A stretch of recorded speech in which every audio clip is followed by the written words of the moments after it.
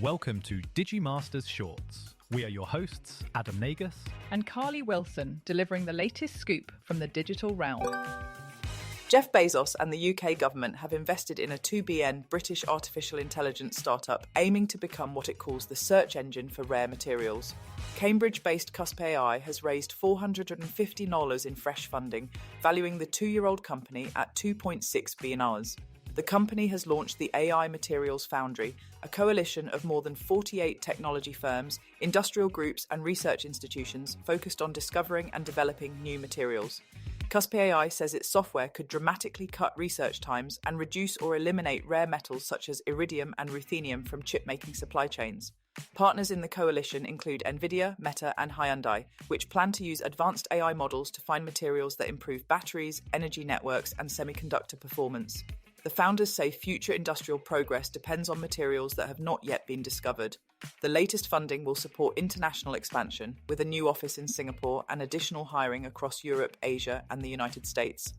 Venture capital firm Kleiner Perkins, which co-led the round, said many major technological breakthroughs hinge on the discovery of new materials. CuspAI is the fourth company backed by the UK government's Sovereign AI Fund, which supports early-stage British firms aiming to compete globally.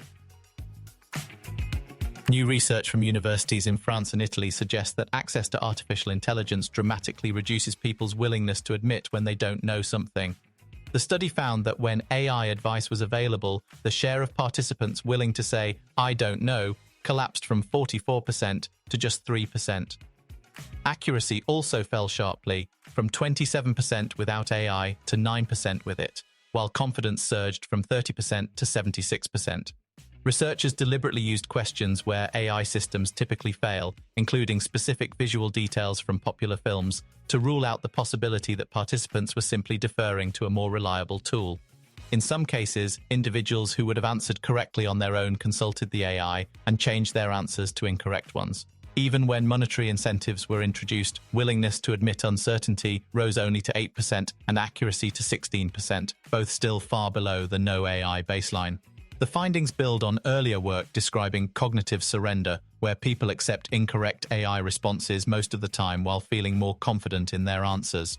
Valerio Capraro of the University of Milano Bicocca said the results show people became much worse in accuracy while growing twice as confident. Researchers warn that the mere presence of AI appears to suppress the critical habit of recognizing the limits of one's own knowledge, raising particular concerns for younger users developing their reasoning skills. More than 1 million commuters pass through Howrah Station in Kolkata each day, where roughly 100 cameras scan faces in real time and compare them against a watch list of about 1 million people flagged by Indian railway authorities. If the system detects a match, armed railway police receive an alert with the person's precise location, while most travellers remain unaware the technology is operating overhead. The facial recognition software belongs to Barcelona-based Herta Security, a company that has received more than £3.3 million in European Union research grants since 2020.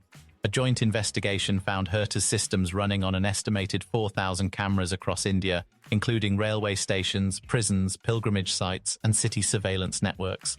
Legal experts told investigators that at least 2 of those deployments would violate the EU's AI Act, which since February 2025 has banned real-time biometric identification in public spaces for law enforcement, with limited exceptions that do not apply in this case. The law, however, governs only systems used within the European Union and does not prevent European companies from exporting technologies that would be illegal at home. India's data protection law exempts law enforcement surveillance from core safeguards, leaving no clear mechanism to challenge inclusion on watch lists or contest false matches. Police in Delhi have said they treat facial recognition matches at 80% similarity as positive identifications, raising concerns about wrongful stops when applied to millions of daily yatras. Human rights advocates argue the case exposes a regulatory gap, allowing European firms to profit from surveillance practices abroad that European lawmakers have deemed too dangerous for their own citizens. China's Moonshot AI sparked fresh controversy after debuting Kimi K3, a model that reportedly rivals leading US systems at a fraction of the cost and topped several major benchmarks. The release reignited fears that China is rapidly closing the gap in the global AI race, alongside accusations that Chinese firms are building on research pioneered by American labs. At the center of the debate is a strategic divide. China has embraced open-weight models, while most major US developers remain closed. OpenAI's head of strategy, Dean Ball, said he was surprised China continues to open-source models of that caliber, warning the approach could lead to what he called AI communism and dampen private investment. He predicted the Trump administration might introduce regulatory risks around the use of Chinese open-weight models, suggesting that fear and uncertainty alone could deter American companies. Ball later clarified he was forecasting, not endorsing, such actions. Critics argue that deliberately fostering regulatory confusion would amount to regulatory capture, shielding dominant firms from competition. OpenAI and Anthropic have long maintained their closed systems are necessary for safety and national security, warning that unrestricted models could be misused. Venture capitalist David Sachs condemned any weaponization of regulatory uncertainty, accusing leading labs of trying to sideline open-source rivals. Other tech leaders echoed that sentiment, insisting the future of AI innovation depends on open competition rather than tighter control. Thank you for listening to today's AI and Tech News Podcast Summary. Please do leave us a comment, and for additional feedback, please email us at podcast@digimasters.co.uk. You can now follow us on Instagram and Threads by searching for @Digimaster Shorts or search for Digimasters on LinkedIn. Be sure to tune in tomorrow, and don't forget to follow or subscribe.